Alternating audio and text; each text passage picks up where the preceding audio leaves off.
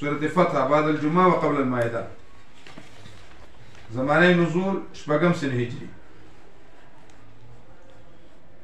زمانه نزول شپږم سنه هجري.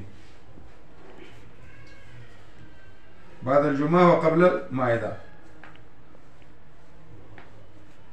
ترتیباً د سورتونو د قرآن 48 نزول کې 111. د اعلان جهاد نه وروسته اعلان فتح.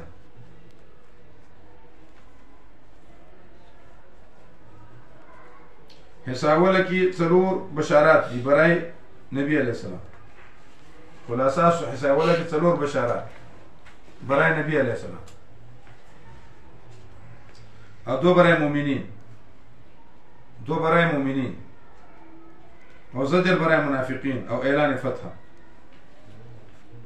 زجر برای منافقین او اعلان فتح. ثانی کی بشارات دی صفات د صحابه دی. حصہ ثانی کی بشارات صفات د صحابه او په درمیان د دوه حصو کې اعلان دی چې معذورین قابل تعذیر نه دي. معذورین قابل تعذیر نه دي. نبی علیہ السلام خوب لیدل چې تلو مکی معظمه ته عمرم کړی دا، چا سر خړل دی او چا قصر کړی دی. چې خو بیا اصحاب ته ورد نو اصحاب تیار شو. کفار دوی لارونی ولا نبی علیہ السلام سره به معاهده وکړه. عمرو بن مسعود د نبی علیہ السلام سره خبرې کولې. دا غیری ته بلاس نو مغیره ابن شعبه ولا د راسو ویلر کده پلیت لاس اور تستاک فیدیو خو تر اوسه پورې ادا کوم. دا دروارون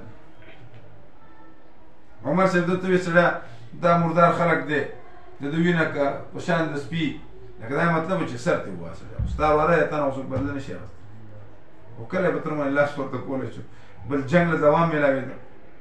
ما نبی علیہ السلام هر څو لیکل صحابه کرام عمر صاحب په خفو او بیا هغه د نوید فتح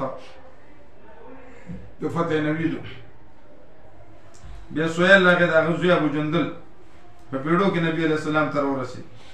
نو سیل هغه نه معاف کو او عمر رضی الله تعالی عنہ ورته کړ ابو جندل ته وی چې سړیا داسې فزول خلک دي. خو بیا پلار شفقت پیداری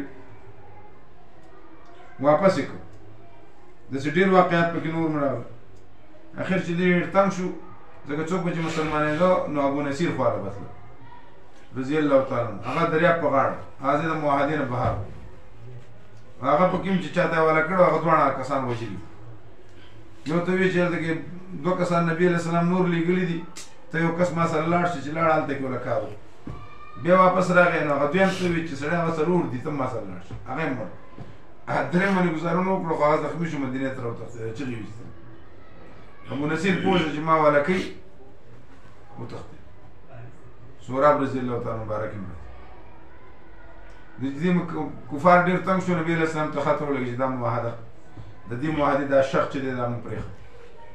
نبی علیہ السلام چې خاطر ولګ ابو نصیر ته چې راځي دا هغه اخیری ډیګرو کې ساخته هغه خدیو کو ته کلی وفات شو د اوس.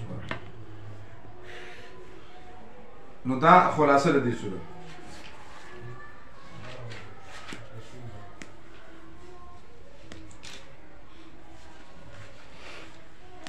دلته کې د بیعت مسلم راځي چې نبی علیہ السلام د ونه دلان دی بیعت کړ.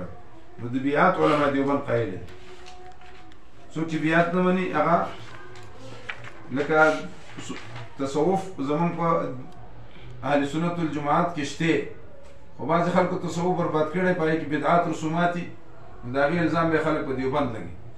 رشید احمد گنگوی ځان له خپل صوفي بزرګ مولا رشید احمد مولا قاسم هر عالم چې دیوبند مشر بزرگ هغه د الله لوی ولی مولا الیاس ته وګور مولا شفیع الله تعالی رحمت الله علیه امداد الله مهاجر مکی رحمه الله حسین احمد مدنی رحم هر یو عالم